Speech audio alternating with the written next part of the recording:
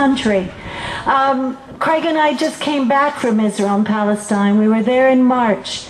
And our friend Amira Haas, who's an Israeli reporter who writes in the newspaper Haaretz, had just written an article a couple of weeks before when she wrote that she lives in Ramallah because she believes that if you're going to write about a place, you should go to that place. If you were going to write about Mexico, you would go to Mexico to write about Mexico. She's a Jewish Israeli. She lives in Ramallah in order to write from there. And she wrote that when she traveled to Tel Aviv, even when the worst was happening in Gaza, Gaza was invisible. It was as though nothing was happening there.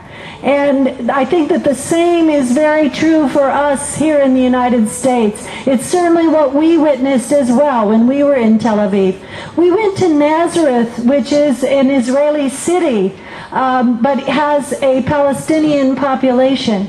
And even there, it was really a wonderful experience for us to get better insight into how the 20% of Palestinians who live in Israel, what their experience is, and some of what their grievances are, what their problems have been. But I was also very struck by the fact that though Gaza was very near, it felt very far away from Nazareth as well. I just want to sort of, in thinking about Gaza, there's so much to say, but for me it's very, very personal. We have friends there. The family members who were in the house that Rachel stood in front of, some of them have come to the United States and traveled and spoken with us. We'll talk about that more tonight. You'll hear more about them. But when we hear about things happening in Gaza, they're very real human beings that this is happening to. And I know it's true for many of you here as well. I'm sure we have Palestinian students here who have direct connections to Gaza.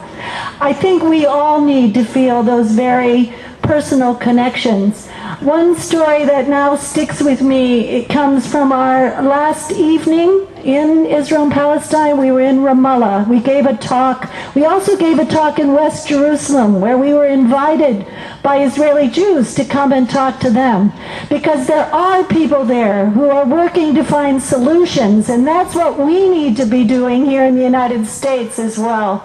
But the woman in Ramallah sat in the front row after our talk, and she told me that her brother had lived in Gaza. She hadn't been able to go to Gaza for 7 years. He was sick and he was dying.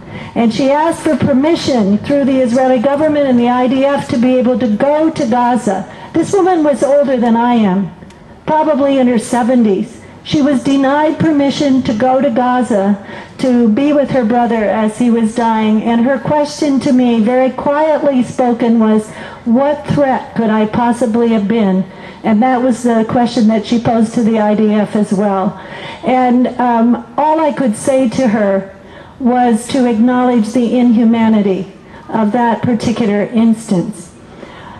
I've just finished reading some articles in Tikkun magazine, and in one of them, Rabbi Arthur Waskow, in talking about the 60th anniversary of the founding of Israel and of the Nakba, says that we need to remember all the dead and acknowledge each other's dead, because when we fail to do that, then we tend to, if we think only about our own dead, then we tend to think in terms of revenge.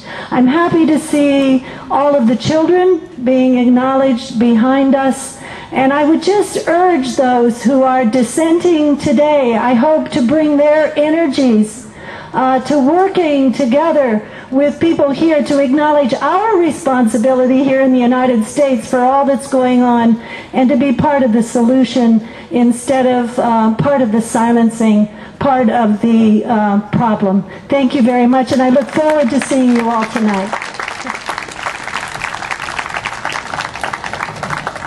Hi, I'm Rachel Corrie's father, Craig Corrie, and I'm really pleased to be here on at an institution of learning because I have so much to learn.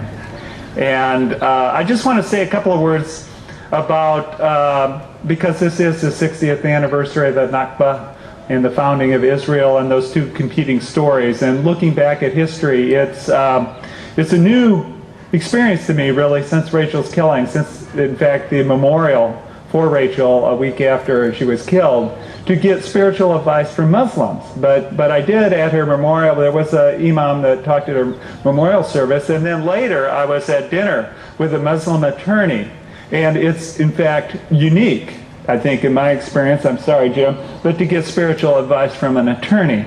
But this attorney turned to me and he said, Craig, the question is not why do bad things happen to good people.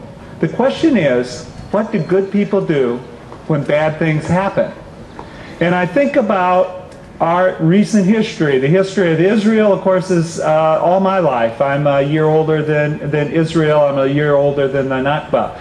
Going back, though, before that and to the Holocaust. And I think of the responsibility of the Western states for the Holocaust, for not allowing Jews to come to the United States, and that's the United States, that goes for Great Britain. It goes for then creating a world in which some people are not safe.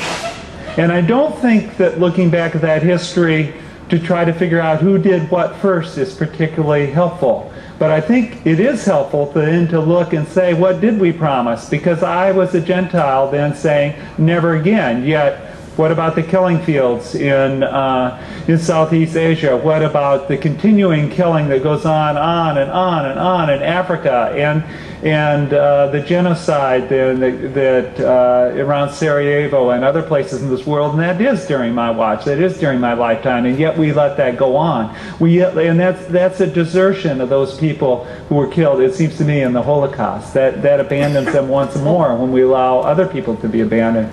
And I submit to you that when we allow people to be abandoned in Gaza, that we abandon those same Holocaust people again when we ignore it happening over and over and over again. So the question is not who's responsible. We're responsible. We know the answer to that. The question is, what are we going to do about it? And that's what I pose to you today. Thank you. Just a quick announcement. That program is going to be tonight at Crystal Cove Auditorium in the Student Center. It'll be starting, the doors will open at 7:30 and the program starts at 8. You should try to get there at 7:30. Now, if we have some extra... Where is it? I already said that. Yeah. But, and now we have more time for questions. If anyone has any more questions for Mr. Lafferty or... Yeah, well, the others. Let me, before I take another question or two, I forgot to say something when I was talking about this campus, actually.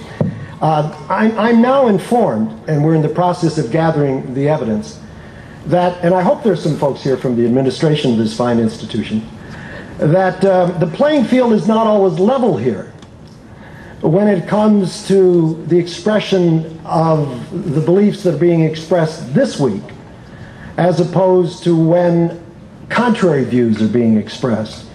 And already some of the student leaders here have pointed out to me some of that inequality of treatment at the hands of the administration. That must end. I'm now aware of it. Therefore, the National Lawyers Guild is now aware of it. And the National Lawyers Guild will be very happy to level the playing field here for everyone, so that all views can be expressed without one view being given favoritism. But there were some other folks who wanted to ask a question. Oh, yes, sir. I've got a question for the parents of Rachel Corrie. It's after the night. How do you feel, can you hear me, Bob? I can hear you. About Rachel Steinberg, Rachel Ed, Rachel Mayan, and about 20 to 25 other Rachels in Israel who were blown up by homicides? I think that should be clear to you from what I said about remembering everyone's dead. Of course, remember those Rachels. Why weren't we remembering them long before my Rachel perished? Of course. You know, I think sometimes these questions get asked in order to somehow present the idea that there is balance in the violence that happens. There is violence that happens on both sides, and suffering. And Craig and I have personally spent time with families who have lost children in suicide bombings in Israel. We work with families who bereave parents who are, as a response